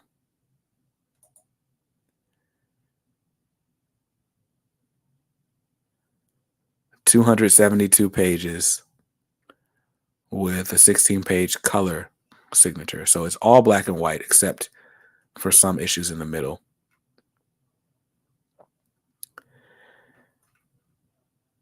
That's going to be cool. That's going to be a cool book. Yeah. All right. I'm sorry. I'm just scrolling through the Amazon preview. But yeah. R.I.P. Tim Sale. Let's see. Black and white is also available on in stock trades for 42% off. It's no OPB, but better than Amazon. Yo. Let's look it up.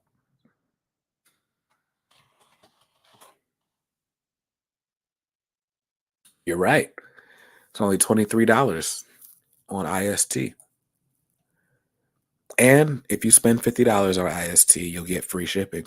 So buy another $25 book. Buy 2 copies of this. Buy a copy of Animal Man. It's only $58 on IST right now. Not a bad deal. The complete Cyberforce hardcover is $28.99. Oh, or I didn't know this book was still available on the open market, but this is Ice Cream Man Sunday Edition Volume 1. And that's also available for $26 on IST. So yeah. You know, I'm a big original comic art guy. Is there anyone you'd want an original art piece from more than Dennis Cowan?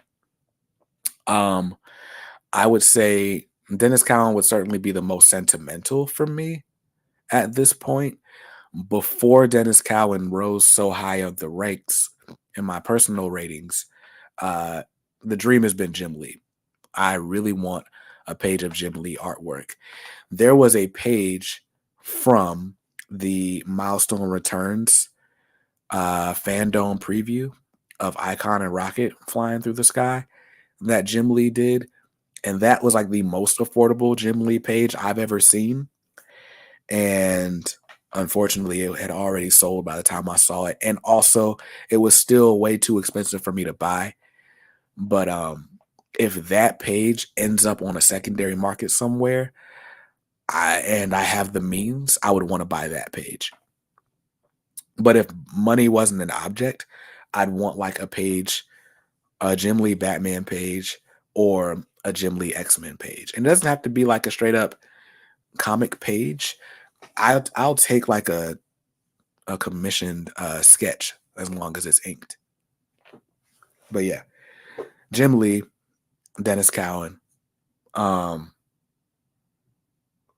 one point, I thought I had a line on a Ken Lashley original art piece. That would still be dope, considering so much of the art in my room is Ken Lashley art. But yeah, I saw some Sanford Green original art at Heroes Con, and it was really good. I couldn't afford it, but it was really good. Coming back in later, what's the page to keep an eye out on? There's a page from the Milestone Returns DC Fandom preview, or I think this is Milestone Returns 0, that Jim Lee did. Give me a second, I can show you the page.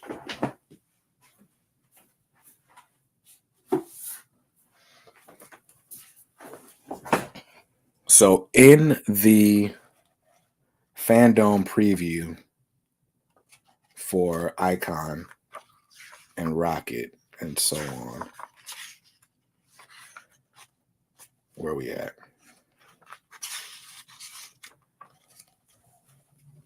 This page right here. This page is drawn by Jim Lee. It's not like your traditional Jim Lee, like, but I mean, you can tell Jim Lee did it, and this was the page that I would buy.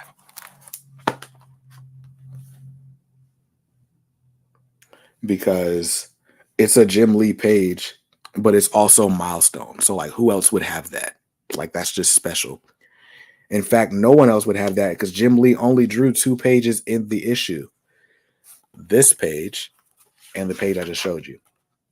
So if I could find that, that would mean a lot to me. It wouldn't mean as much to like other collectors or some other collectors, but I'd like it a lot. Bendis Daredevil, word. I ideally would want original art from that Greg Capullo drawing of Batman because I love that run. Out of nostalgia, would love some original pages from Mark Bagley of his 90s Amazing Spider-Man. Word, word.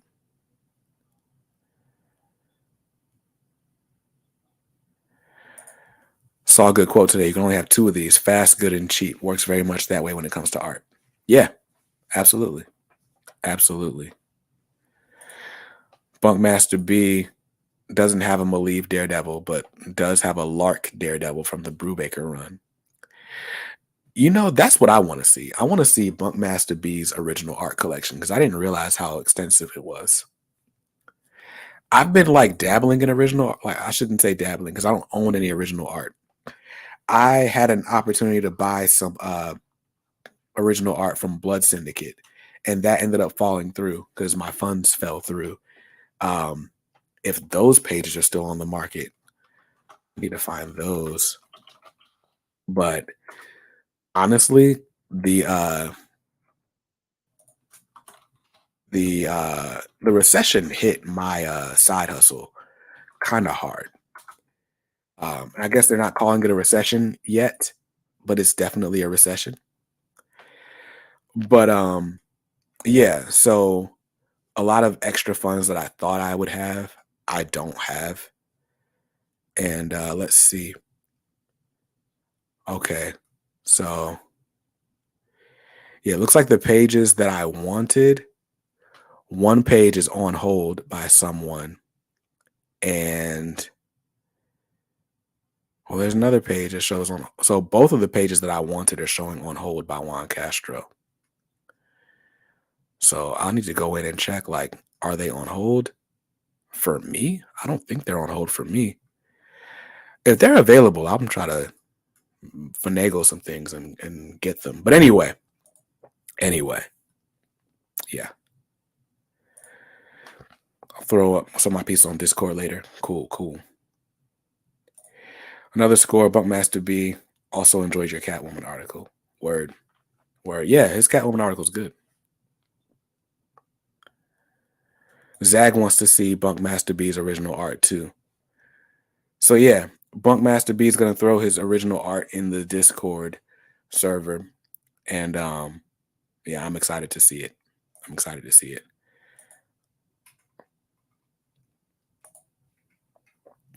Yeah, I got to reach out to this art vendor because maybe this art is still up for grabs. Somebody send me $300 real quick.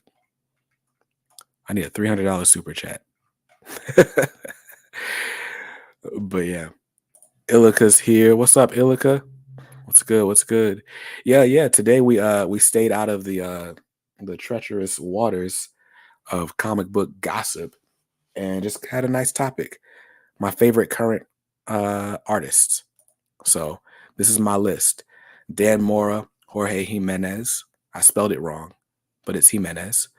Nick Draper Ivy, and Marco Chachetto. Those are the people who, when I see their names on books, I'm like, yeah, I got to read that right now. Honorable mention: Chris Samney. And if we start bringing cover artists into the game, then we got Mark Brooks, we got Torrin Clark, we got David Finch. Got a whole lot of people. No, you need a $600 super chat if you want to afford that after YouTube's cut. That is true. That is true. And Mr. Dennis Cowan is here in the chat. He says he would love to have a David Mazzucchelli page from his Daredevil run with Frank Miller from the Born Again storyline. Word. See, Dennis, you didn't see the beginning. So the criteria to get on this list was you had to be drawing a current ongoing series. And Hardware season 1 just ended. To be fair, Nicholas Draper Ivy's not on a current ongoing either. But that's only because when I made the list, I didn't know Static season 2 had been delayed. But you're absolutely at the top of my list. And everybody in this chat knows it. So, but yeah, so this is not my favorites of everyone making art, period. These are my favorite people who are on current series. These are the people who make me drop the books that I'm reading to see their art. And you were on that list for as long as Hardware was coming out. Dennis says, yeah, sure I am. All right, you want proof? You want proof? Somebody asked me, Bunkmaster B asked me who I would want to see original art from. And he knew to say, is there anyone more than Cowan that you want art from? See, my people know. They know. Everybody knows how I give it up. Also, to be fair, all right, I was trying to look and see what percentage of your art I have displayed in my room right now. So let's do this. Let's move this camera around. We're going to have some fun because we can. He says, okay, I feel better now. For the record, the piece I'm always looking out for is one of Dennis's pages from The Question. Word. All right, I'm moving the camera against my better judgment. I probably shouldn't be moving this thing around. But this is my milestone wall. I can't really take the camera off the stand, but there we go. So this is a bunch of Dennis Cowan's artwork chilling on my wall and on my speaker and all these other places, right? And then now these are Walt Simonson covers from the Shadow War, but they're Dennis Cowan created characters, so they count. Oh, dang, now my camera's all messed up. There we go. Dennis says, great wall.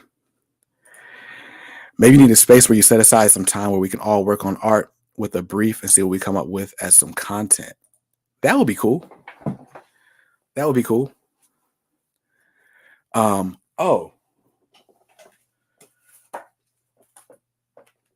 I don't know. You know what? I could also. I have an open box of these somewhere. I'll have to open another one.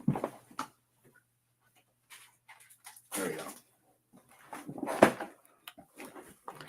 Dennis, you did most of these cards too, right? Let's open a pack of milestone trading cards on camera, because why not? Let's see what we get.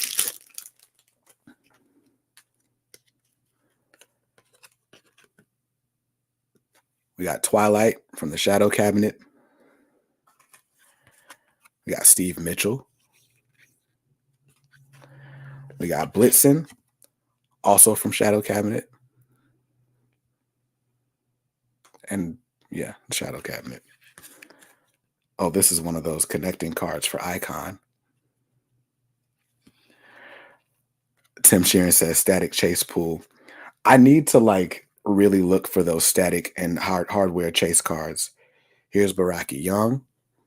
Put her closer to the camera.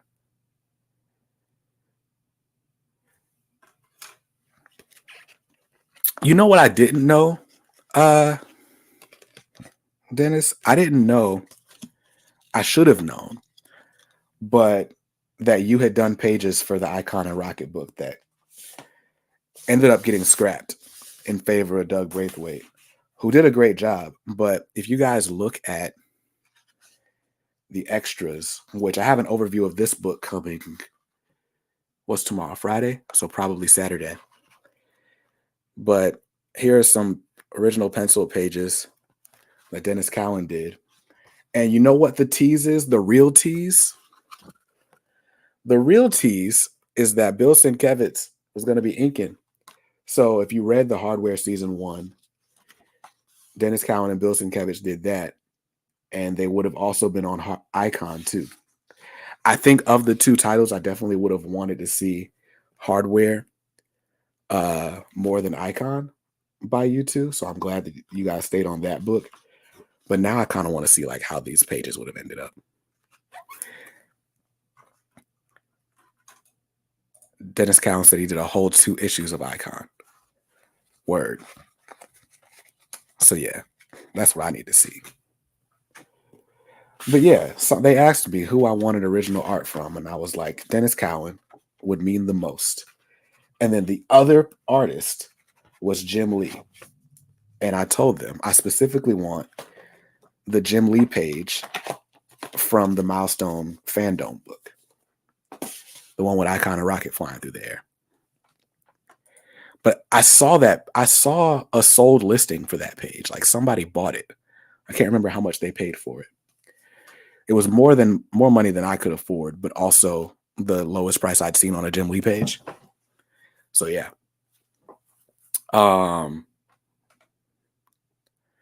Yeah, man, that'd be cool to see. So yeah, we talked about our favorite current artists. When is Hardware Season 2 coming out? Or when is Hardware versus Icon coming out? So we can get you back on this list.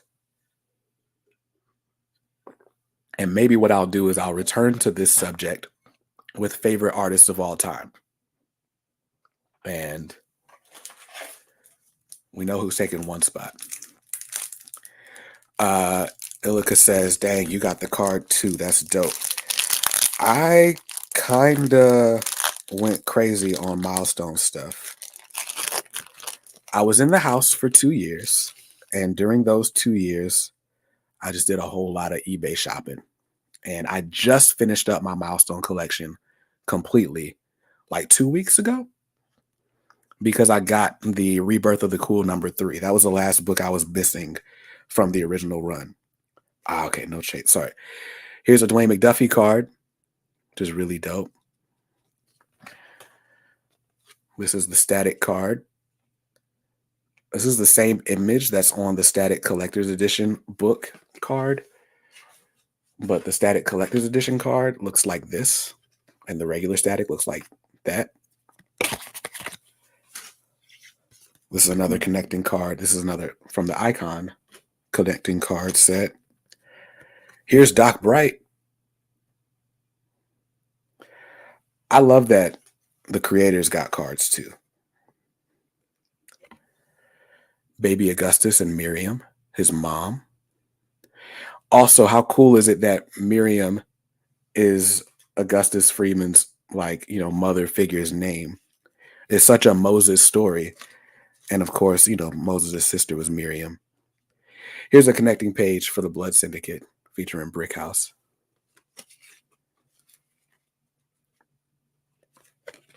These cards are dope. By the way, like there are some people who ended up on these cards that we never even saw in like a lot of the books. So fun way to get your milestone knowledge up and also have stuff. Tim says not collecting the OG milestone variants. It's not that I'm not collecting them. They just weren't the priority. So eventually I'm going to get the platinum variant for static and the platinum variant for hardware. There's a platinum variant for Worlds Collide #1. And I think those are it. I already had the variant for, I think it's Hardware 16. I have both covers for that.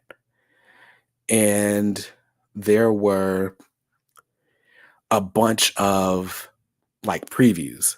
Like there's a Shadow War preview, there's a Static preview. I've seen a Blood Syndicate preview, and I'm sure there are others. Those would be the last things on the list to buy outside of the Rebirth of the Cool trade paperback. I don't feel a need to buy the trade paperback since I got the single issues. But yeah, my milestone collection now is 2 short boxes instead of 1. And I kind of need a third to go with the milestone return stuff. My next big project is printing out, like I designed a milestone like wallpaper so that I could print it to go in a book, or I got like poster size so I can wrap my milestone books or long boxes in it. I'm trying to remember where I put the image so I can show you guys. That's going to take me way too long to find, but it exists.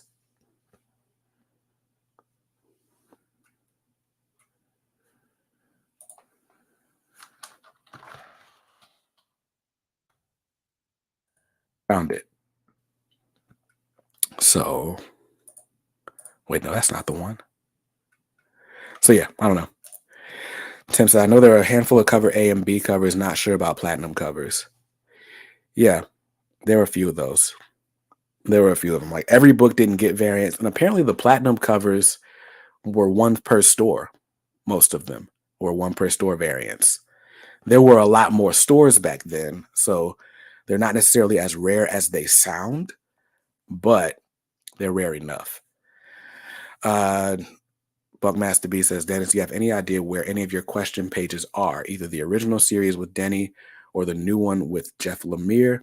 Know if there are any plans to sell any? That's a good question. I don't have the answer to that question.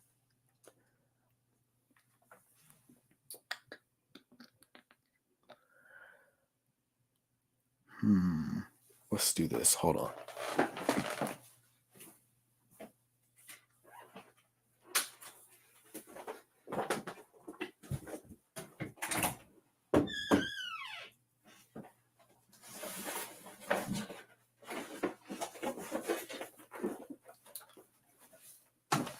Now, what I do know from reading books is that a lot of times the art pages get split between the penciler and the inker. So, like, for example, what I would like, I'd like a page from Hardware Season 1, right? But who knows if the page that I want stayed with Dennis or went to Bill. But then also, who's to say it didn't get sold, right? Or get given out as a gift to a friend, like, you know, because everybody's got their own prerogative, do what they want to do. So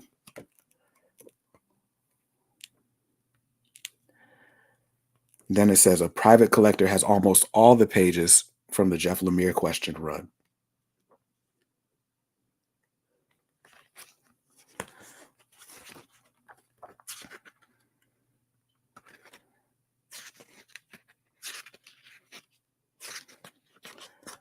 So like this page would be dope. on a wall. There's a lot of pages.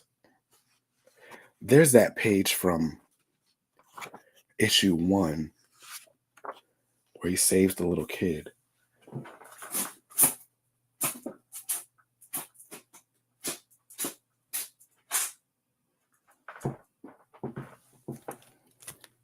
Also, I love this cover. Then it says there will be milestone merchandise soon. For now, I had this made, but it's a 1 of 1. It's just for me. If I can't get an original Dennis Cowan page somewhere, I just need Dennis to sign this. I'm trying to get like everybody to sign it, but there's not that much space on the hat. Zag says it's 2 a.m. where she is. She will let herself off. Zag, thank you so much for hanging out with us. I never know what time zone it is with people, but it's always surprising that people stay up this late to listen to me talk about comic books, like, of all things.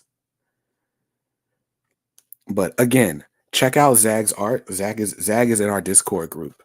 The link's in the description of this video. But yeah, this page is dope too.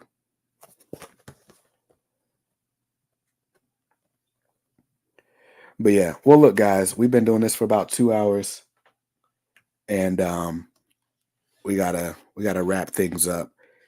I gotta go to work in the morning. Gotta put Squeak to bed.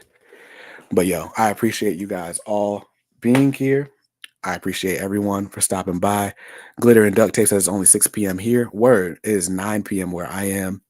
I know Dennis is on the West Coast too, so I hate to end the party early for you guys, but we're on East Coast time on these parts. But I appreciate you guys being here. I hope you saw something you liked during this stream. Check out the article on comicsaredope.com that Bunkmaster B wrote about the Catwoman run and how good it is by Cliff Chang.